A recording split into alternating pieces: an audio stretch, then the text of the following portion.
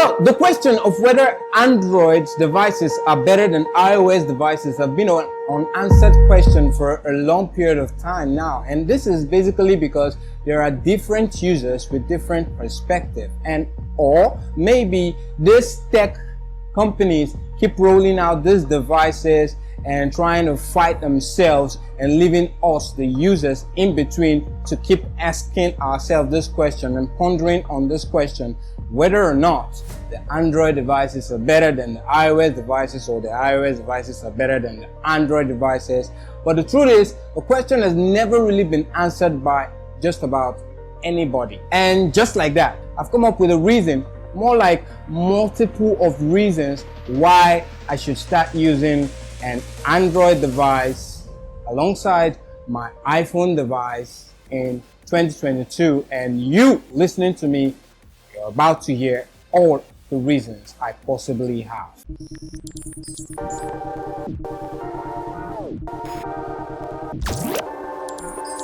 So, hello and welcome back to a new video. A user might opt in to get an iPhone simply because of what he or she thinks about the iPhone ecosystem. Camera, build quality, the second-hand value, like for instance, if they want to sell it, they can get more cash back. The operating system, a lot of people love the iPhone OS, even if it is heavily restricted. Marketing, let's face it, Apple talks a big game all the time when they roll out these new iPhones, and can also be a reason why a lot of people want to opt in to get one of the iPhones. While others, maybe you included, may want to get an iPhone simply because I got an iPhone, or maybe your neighbor got an iPhone, or maybe your friends all have iPhones and you want to be part of having the iPhone society or community or whatever you guys call it nowadays. The bottom line is most people get new iPhones because of peer pressure, and that is a reason for humans. In fact, anything can be a reason for humans. Have you heard someone said, I got scared and I shot him in the leg? Now that's a reason to shoot people.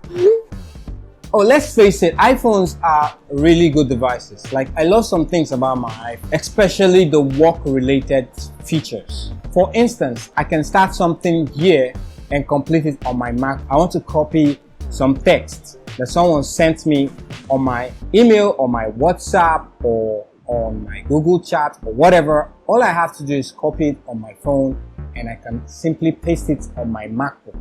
And that's something that is painless and effortless to do. The pages I browse on my Safari, I can continue on my laptop where I stopped. In fact, there's something called hands off, which notifies me when I start using my MacBook that I had a Safari page open, and I can toggle that hands off application and it toggles exactly where I stopped on my phone. Now that's another work related feature. The iPhone camera. The iPhone takes better consistent images or photos or videos than other devices. I'm not going to compare in this video, maybe in next video. I almost forgot about gaming.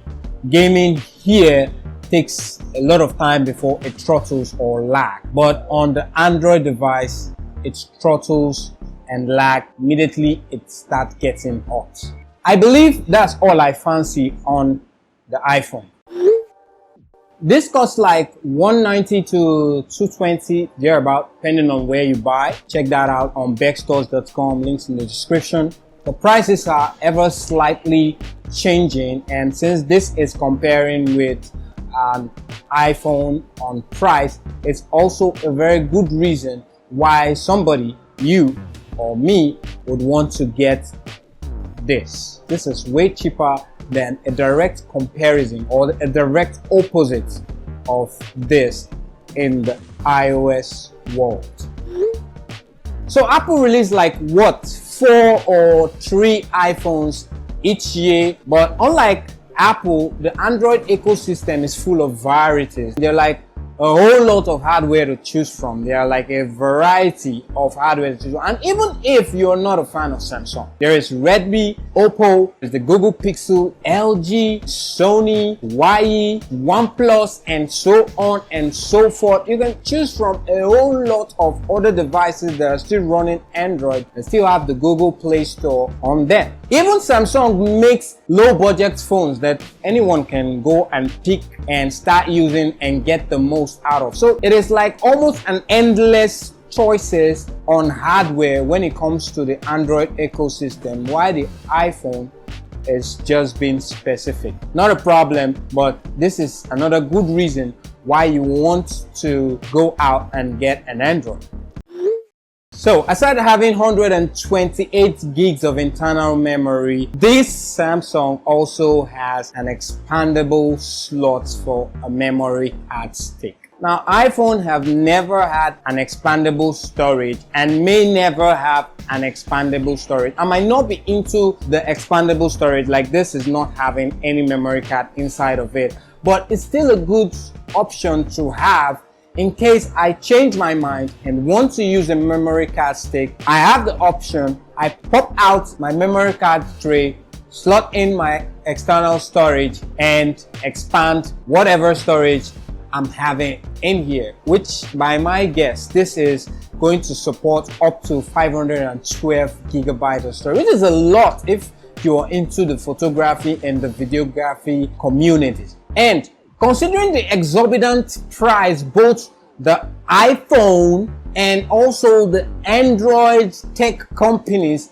add when you want to get an extra storage of the same device, it is a good idea to buy maybe the lowest end and use an external storage to expand that memory and save yourself hundreds of thousands of naira, or in dollars, or in whatever your currency is. That's a huge benefit if you would want to save money on a lot of these devices. So the expandable storage is not an option here, but it is definitely an option on here, which is a good thing. My personal favorites. The Android world had migrated to USBC standard, which is more advanced and more robust. I can charge my phone and also transfer data from this phone a lot faster than I can ever do on my iPhone. And since Apple have refused to upgrade what I call the relic of the past, when every tech company were compelled or felt the need to create their own personalized proprietary connector, this USB-C, which is faster and better than the Lightning connector, will always be a feature the iPhone lacks but desperately needs.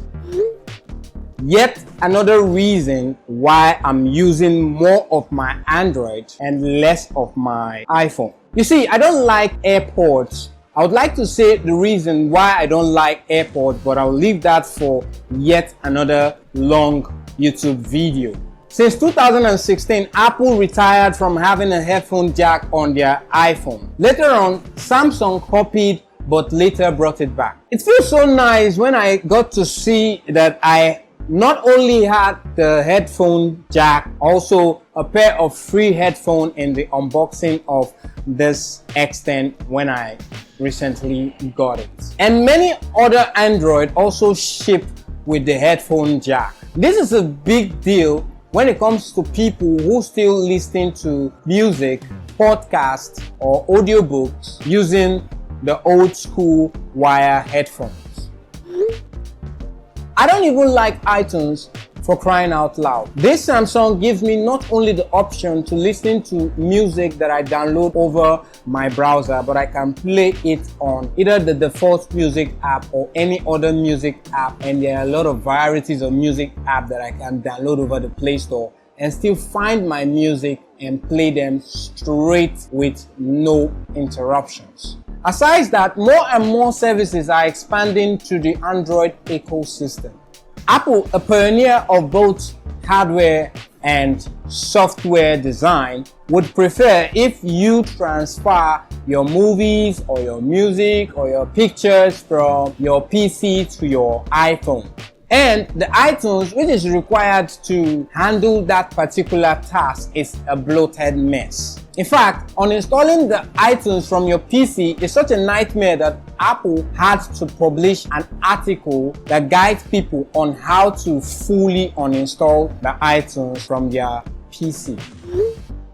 Look, I don't use launchers, but I could because the Android system supports a very high level of customization.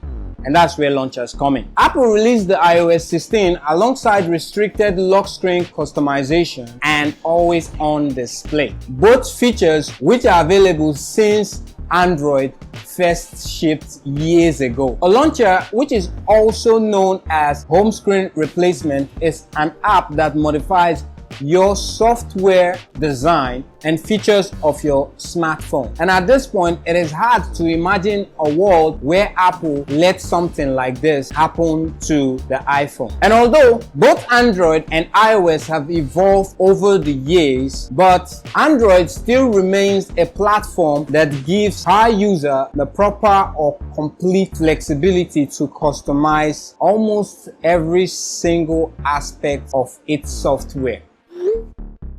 For example, I can be replying a WhatsApp message or I can be watching a YouTube video all at the same time. In one word, split screen. Okay, maybe more than one word, but it's amazing how you could use this feature to do two things simultaneously all at the same time. And if you're really into it, it will save you a lot of time while also making you speed up some processes while using your phone. The split screen mode enhances the multitasking capabilities of the Android to a whole new level. It's not like you switching from one app to another and you call that multitasking. The true multitasking is having two things right on one display. In fact, that can even be more than two things because this Samsung over here have pop-ups. You can have multiple windows open, up to 6 open all at the same time, and you can switch just like you're using a regular PC but you're on an Android device. You can argue that iOS does multitasking all you want, and you can also say switching between one app and the other is multitasking, but it doesn't even come close to the level of multitasking this Android and some other Android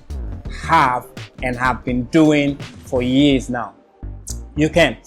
You just can't. Like, it's the feature, the feature that exposes you to feeling like you're really doing something on your phone other than the regular things that even the Android can still do, but even more. I wonder why iPhones have not really brought this feature to the iPhone yet.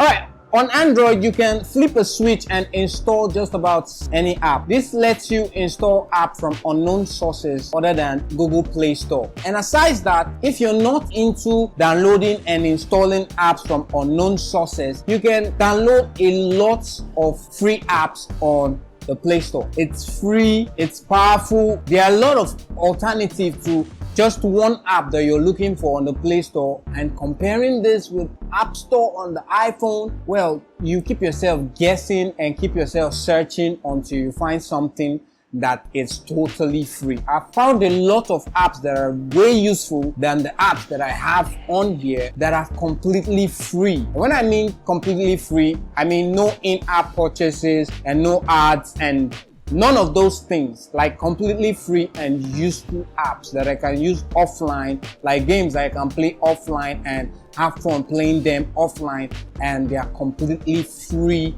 on the Android ecosystem. The iOS App Store is the only place you can download any app. For instance, if Apple remove an app or simply don't want to allow an app on their App Store, you cannot download that app from, say, maybe Safari and install that like a third-party app and like on the Android toggle a button or just one toggle you can install from an unknown source. That option is not allowed on the iPhone. The only place that is certified for you to download any app is right on their store. Whereas whatever I can't find on the Play Store, for instance, Fortnite. Fortnite is a game that is not on the Play Store, but I can find Fortnite on their website and download and install it, and also uncheck the install from unknown sources, and it still plays well with no issue on my Android. Now that's something I like to look out for that makes me want to use this device even more than I use my iPhone that I've been using for a long period of time now.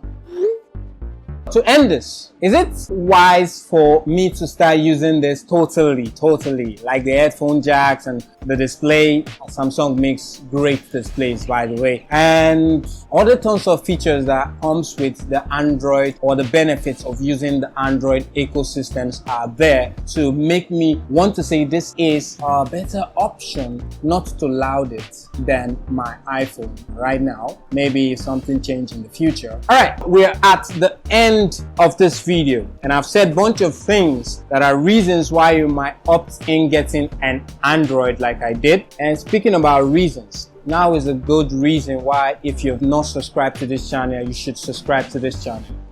Turn on the notification icon in order to be notified whenever I drop one of this video.